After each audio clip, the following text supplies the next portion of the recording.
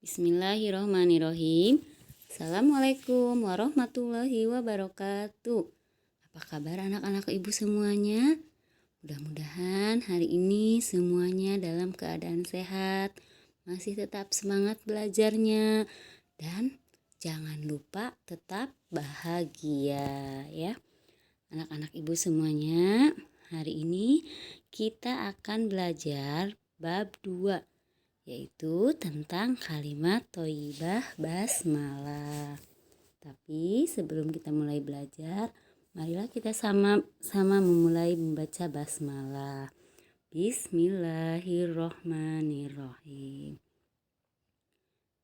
Sebelumnya ibu mau tanya dulu, ada yang sudah tahu belum apa itu kalimat thoyyibah?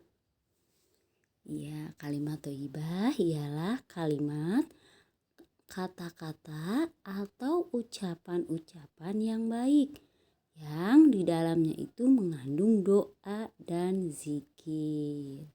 Contohnya apa saja kalimat thayyibah itu? Misalnya contohnya ada basmalah, bismillahirrahmanirrahim, ada alhamdulillah, ada subhanallah, ada Allahu akbar, ada la ilaha illallah. Nah, itu semua contoh-contoh dari kalimat thayyibah, yang mana semuanya itu bisa kita jadikan sebagai zikir.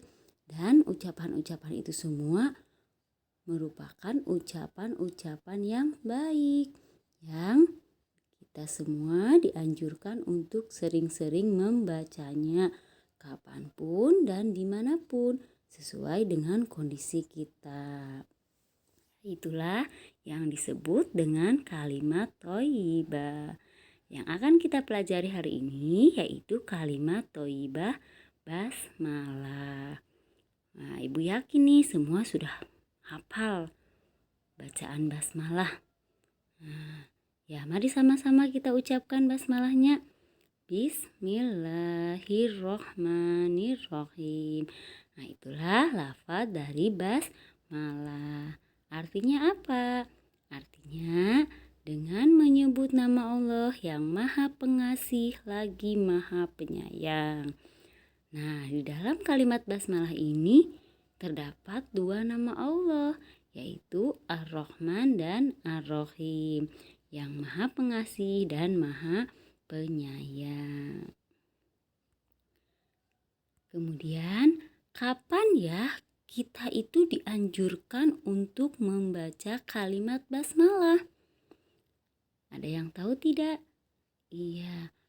Nah, membaca kalimat basmalah itu bisa kita ucapkan yaitu satu sebelum makan. Nah, sebelum makan kita harus membaca basmalah dulu. Sebelum belajar. Nah, sebelum belajar tadi kita sudah melakukannya. Kita membaca dulu basmalah.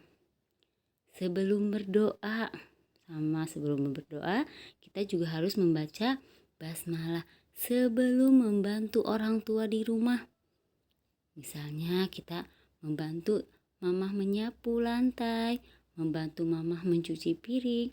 Sebelum kita melakukan itu semua, kita harus membaca basmalah terlebih dahulu. Kemudian sebelum membaca Al-Quran.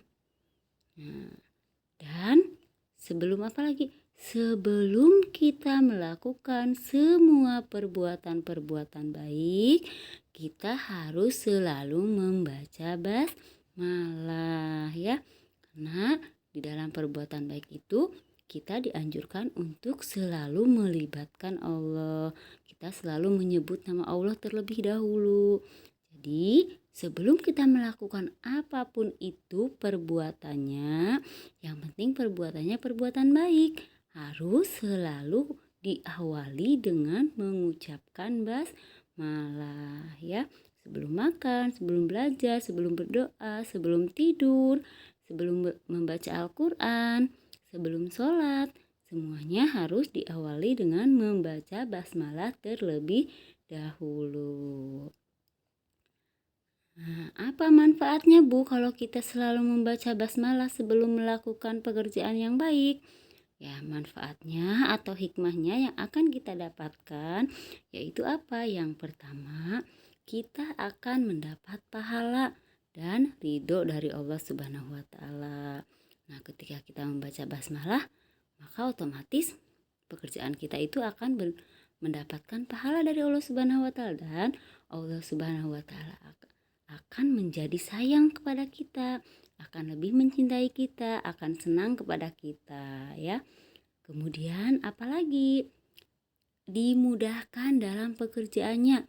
Nah, ketika kita memulai semua pekerjaan dengan membaca basmalah, maka Allah akan memudahkan pekerjaan kita, karena kita pun senantiasa melibatkan Allah dalam pekerjaan kita.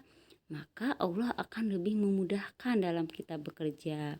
Ya, misalnya ada tugas nih dari Bapak Ibu guru tahfidz untuk menghafal. Wah, sebelum menghafal kita ucapkan dulu basmalah.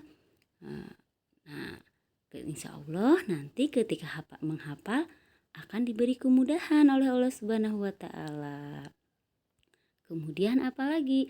Terhindar dari perbuatan yang tidak baik atau perbuatan dosa.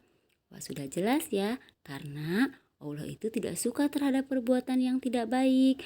Nah, perbuatan-perbuatan yang tidak baik ini tidak mungkin diawali dengan membaca basmalah, tetapi yang diawali dengan membaca basmalah ini hanya perbuatan-perbuatan yang baik. Ada tidak ya orang yang mencuri kemudian membaca basmalah dulu? Tidak ada, dan memang tidak pantas ya. Menyebut nama Allah itu pantasnya dilakukan sebelum kita melakukan perbuatan yang baik. Sehingga dengan membaca basmalah ini kita akan terhindar dari perbuatan yang tidak baik atau perbuatan dosa atau perbuatan maksiat. Kemudian apalagi kegiatan yang dilakukan akan bernilai sebagai ibadah. Ya, ketika kita mau belajar kemudian baca basmalah, maka belajarnya kita itu dinilai sebagai ibadah, sehingga mendapatkan pahala dari Allah Subhanahu wa taala. Ya, kita makan, kita tidur juga kalau diawali dengan membaca basmalah, maka semuanya akan bernilai ibadah. Dan yang terakhir yaitu apa? Selalu dijaga oleh Allah Subhanahu wa taala. Ketika kita menyebut nama Allah terlebih dahulu, maka semua yang kita lakukan itu akan dilindungi oleh Allah Subhanahu wa taala. Misalnya, contohnya ketika kita makan, kita awali dulu dengan membaca basmalah. Maka apa yang kita makan, ketika kita makan itu, kita makannya tidak ada yang dibantu dengan setan ya. Kalau kita makannya tanpa membaca basmalah, maka apa yang kita makan itu walaupun sudah banyak tidak akan terasa kenyang. Karena apa? Karena tidak dijaga oleh Allah Subhanahu wa taala. Tetapi ketika kita membaca basmalah terlebih dahulu, maka semua yang kita lakukan itu akan dijaga oleh Allah Subhanahu wa taala. Kita akan terhindar dari godaan-godaan syaitan. Itulah materi tentang kalimat thayyibah basmalah. Mudah-mudahan anak-anak ibu semuanya memahaminya. Terima kasih soli-solihah, selamat belajar. Wassalamualaikum warahmatullahi wabarakatuh.